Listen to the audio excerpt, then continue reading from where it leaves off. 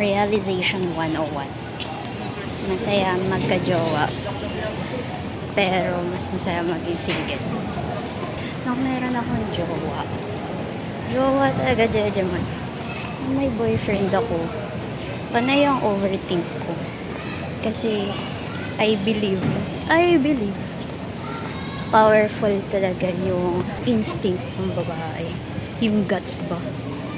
Never talaga nagkakamali. Kung magkamali man, sobrang rare. Kaya trust your guts. And ngayong balik single ako, masakit. Kasi niloko eh. Pero yung thought na single ka ng ilang years, sabi ko, worth it pala yung minahal mo yung sarili mo ng sobrang tagal talaga. Kasi, mawala man yun, buo ka pa din. Masakit lang konti. Realization 102, I had an ex-MU for 2 years. Kahit hindi pa kami nun, grabe na yun magbigay. Yung thought na he remembered yung mga favorite ko, yung special day ko, ganun. Sabihin na natin birthdays, tsaka yung Christmas, parang ganun. Kasi katoliko pa ako nun eh. Doon ko masasabi na yung word na I love you, matatabunan siya ng salitang I remember. Kasi yung ex-boyfriend ko, andun yung love. Pero, parang hindi ko naalala na sinabi niya na I remembered. Ganito yung date ng birthday mo. Ganito yung date ng mansari natin. Kaya nga, yung mga friends ko, pag may naaalala sila about sa akin, at maliit na bagay, grabe na yung kilig ko. Mas matimbang sa akin yung salitang I remembered kesa yung I love you. Yung I love you parang word lang siya eh. Kapag I remember, andun yung love, andun din yung action. Ang haba na nilakad ko sa Menjola, no? So, ayan, realization 103. Kapag nagmahal ka, huwag mo ibigay lahat. Ako kasi, nireserve ko talaga yung first boyfriend ko after ng graduation. So, akala ko tatagal. Si Gaga, give all, which is wrong. Then ka pala talaga mauubos. Well, kung ako, hindi talaga ako naging mapagmahal sa sarili. Baka depressed na ako ngayon. Pero, awa ni Lord, hindi naman. After a week of isolation, na-realize ko rin yun.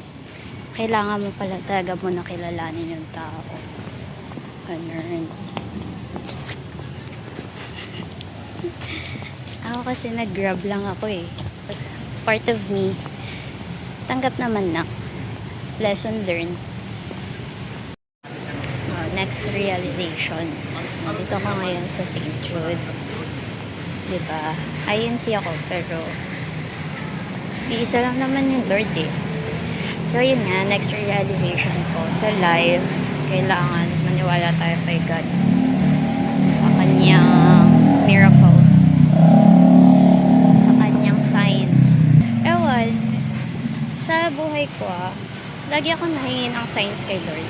Especially sa love life. For example, yung sa XMU ko before, yun, kumukuha talaga ako ng signs nun. Which is, hindi ko pinakinggan kasi wala eh, first love eh. Pangalawa, sa ex-boyfriend ko naman. Nung mag-minute pa lang kami, sabi ko, kapag bumagyo, dapat di na ako tumuloy. Yun ang unang sign, binaliwala. Tapos may pangalawang sign ulit, binaliwala ulit. Wala eh. Kaya, nasasabi ko na helpful si God. So, ganung bagay pala talaga. Sadyang hindi lang tayo marunong makinig. Lalo na ako. Ilang beses na ako binigyan ng sign. Ayun. Ending. Broken. Pero okay lang for me kasi at least I've learned my lesson. Diba? Totoo si God. Hindi man natin talaga nakikita. Pero nararamdaman talaga na meron. Kasi sa life ko talaga kahit Lord, ganun agad ako eh.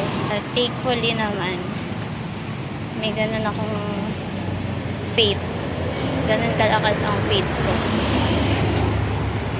Final realization for today's video. dito sa Mendiola. Surround yourself with good friends. Even na yung family eh. Syempre nandyan naman sila kahit sabihin natin toxic ang family. Pero andyan pa rin sila every day of your life. Ganon. Pero the fact that you surround yourself with good friends, yun ang the best na mangyayari sa life. Sa last time, nag-isolate ako ng ilang days talaga. For me, yung breakup nga is kagagawan ko. Kakulangan ko. Which is hindi pala.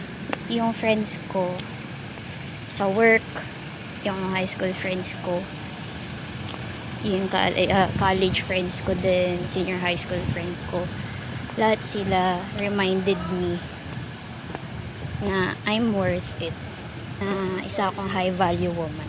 Taray sa high value woman, di ba? Para akong paro-paro eh. Pag umarap ako sa salamin, hindi ko kita yung ganda ng pakpak ko. Which is ganun yung pinaramdam sa akin ng friends ko. Kita nila yung colorful wings ko, which is ako, hindi ko makita yun.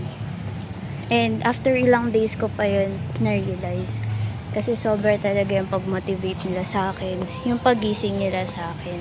So, they truly helped me move on with my life. Yun, I've learned my lesson the hard way, especially sa usaping love life.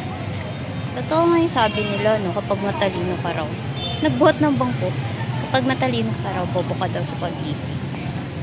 Ganun. Okay. Una ang mga realizations natin. Makikipag-date muna ako sa sarili ko. McDonald. Babush.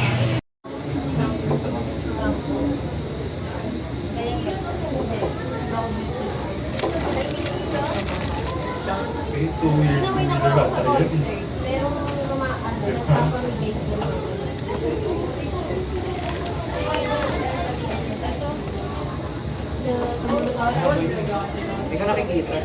Si Moira dito.